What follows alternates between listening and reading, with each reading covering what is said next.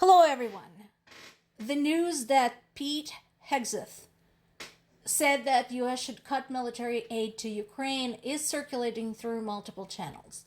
Depending on how much a channel is sold out to the Trump administration and how much it is determined to sane wash it, the headline might vary a bit. But the essence is the same. He's basically saying that we're going to reduce our budget and fuck Ukraine.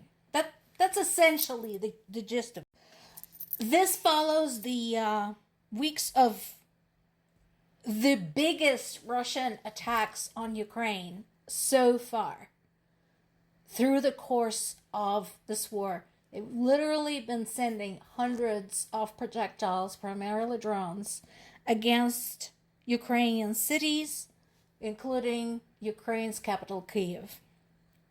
Now, we talked about this in the past. One of the biggest challenges Ukraine has because of these attacks is air defense, right? So we may have the setup, the launcher, like the Patriot air defense systems, but you have to load them with something. Otherwise, it's just like a big, expensive piece of metal. So,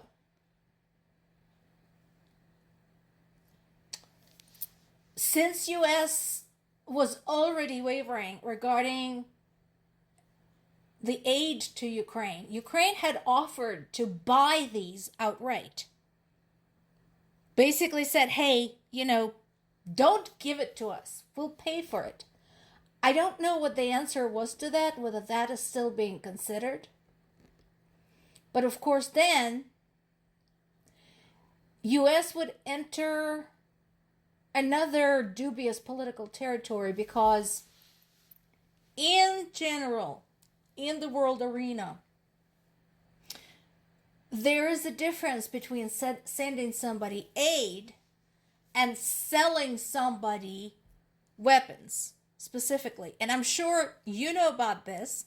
If you follow world news or American news, there is a difference in how you react when you read, thus and such country provided aid to its ally, as opposed to thus and such country sold weapons to another country. And so we'll see how that works. Again, I don't see what the objection could possibly be. If this administration is all about making money, here's their chance to do so. However, something else, a lot of the specialists in U.S. military-industrial complex and in the U.S. military training have been saying now for a long time, for years, since the start of the war in Ukraine, that there are things that U.S. Army could learn from Ukraine. And there are things that U.S. military technology specialists could learn from Ukraine.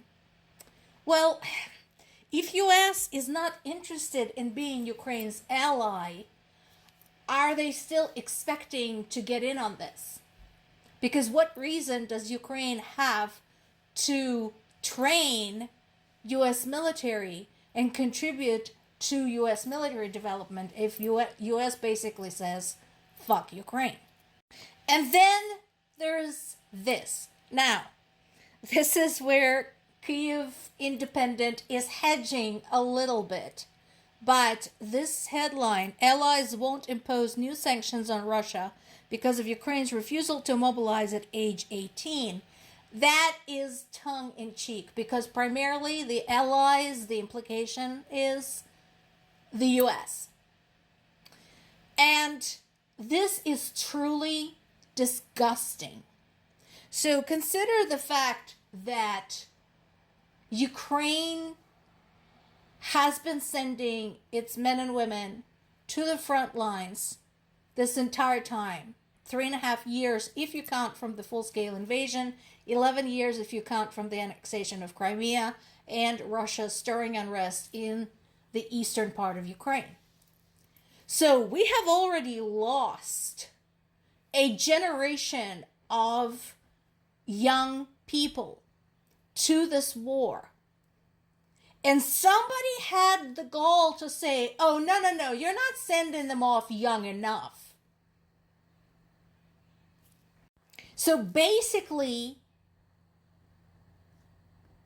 those refusing to impose sanctions on Russia for starting this mess in the first place are holding Ukrainian teenagers hostage to this, saying, no, go ahead.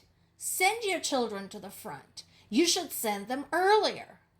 Notice, aside from volunteers, private citizens who basically traveled to Ukraine of their own volition and made it very clear they do not represent the actions of their government, of their military, aside from those, there are no foreign troops on Ukrainian territory, despite what a lot of the conservatives are saying.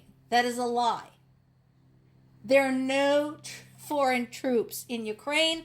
There are no NATO troops in Ukraine. And by the way, whoever is the disgusting piece of shit who said that Ukraine is full of Nazis, I don't even know what kind of curse to unleash on you, but I will give it some thought. And here it is, case in point. Ukraine is being pummeled. And again, we're not talking about military targets. And we're not talking about precision attacks. It's basically the carpet bombing approach. And here's another thing. Let's not forget that in addition to having so many people in the army, Ukraine still needs to run its factory. We have men and women working in the factories. We have men and women supporting the infrastructure. We have men and women who are rescue workers whom we desperately need because of these attacks. And yet, somebody is out there saying, no, move your army age and send more of them to the front. You don't need them anyway. Let's not forget, there are different kinds of war. There's a war where it may be going on in a specific part of a country, but doesn't affect the rest of the country. Where you have the front line, the action is focused there, and the rest of the country is relatively safe. There are wars that are waged overseas, where your country is not even experiencing anything. And then there's what's happening to Ukraine, where the whole country is a war zone, one way or the other, because there is that very long front line. I've showed you the maps. And then there is the rest of the country getting bombed. There is a reason we're holding on to civilians, to young men and women, because we need them on the ground. We need strong, capable, able-bodied people to help those who are not strong and able-bodied. Nobody seems to think about that. There's a good article on the BBC side talking about a documentary about a British man who was killed in Ukraine, who was a rescue worker. In addition to doing his work there, he also filmed, conducted interviews, and so on and so forth. I suggest you read the article. I'm sure there are a lot of people in Ukraine who are very, very grateful for this man and who also mourn his loss. He was the kind of person who come one in a million. We need more to come.